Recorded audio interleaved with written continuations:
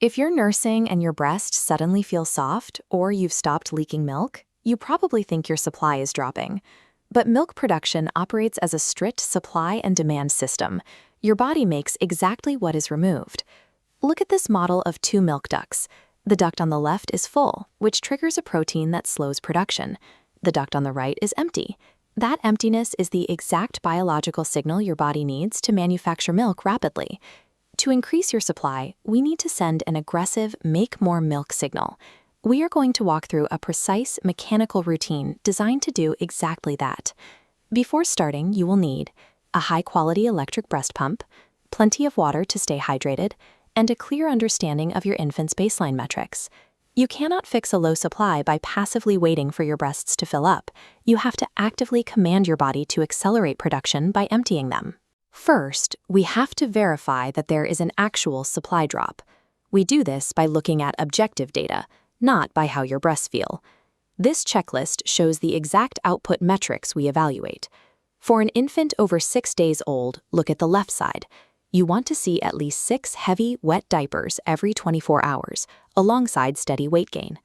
The right side shows false alarms, like frequent feeding or low pumping yields, which do not automatically mean your supply is low.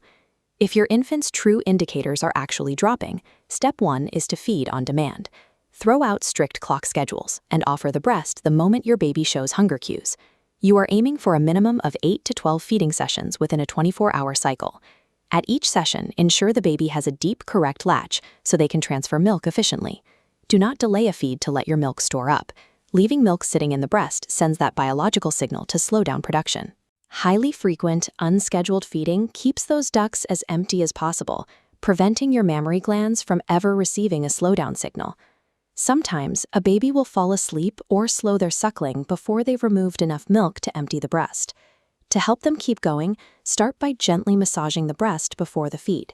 This stimulates your milk ejection reflex to get the flow started. When swallowing slows, apply a physical technique called breast compressions. This diagram shows correct hand placement. Form a C shape with your hand, well away from the areola. Apply firm, inward pressure toward your chest wall. Hold that pressure, and then release. Next, use switch nursing. When the baby finishes on one side, move them to the other. You can move them back and forth between both breasts multiple times in a single session. Compressions and switch nursing extract the thickest, highest calorie milk at the very end of the feed. They force the breast into an artificially empty state, which triggers an immediate surge in production. If natural feeding and physical techniques aren't increasing your supply fast enough, you can artificially simulate a baby's cluster feeding growth spurt. You do this through power pumping, a dedicated hour-long intervention using a double electric breast pump. This timer breaks down the exact schedule: pump for 10 minutes, rest for 5 minutes, and repeat until the full 60 minutes are up.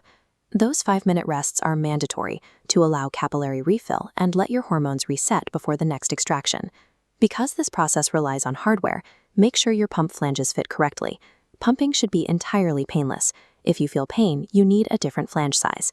If you prefer to keep your baby at the breast instead of pumping, you can use the nurse-in protocol. This is an intensive 24 to 48-hour recovery and feeding period. Clear your schedule, stay in bed, maintain constant skin-to-skin contact, get plenty of rest, and consume highly nutritious, energy-dense foods. By executing a power pumping hour or completing a nurse-in, you temporarily hijack the body's feedback loop, forcing an upward calibration of your baseline milk supply. It typically takes a few days to a full week of this aggressive routine to see a measurable increase in your output. You can verify your success by checking the primary data.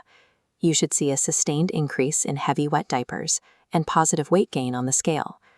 While you track those numbers, watch closely for warning signs. A baby with a dry mouth, very dark urine, or a lack of tears may be suffering from dehydration. If the metrics do not improve, or if your baby's weight drops, you must immediately contact your pediatrician or a certified lactation consultant for medical intervention. Milk supply operates as a mechanical, biological system. By monitoring precise data and applying the right physical techniques, you can safely manage your output and protect your breastfeeding journey.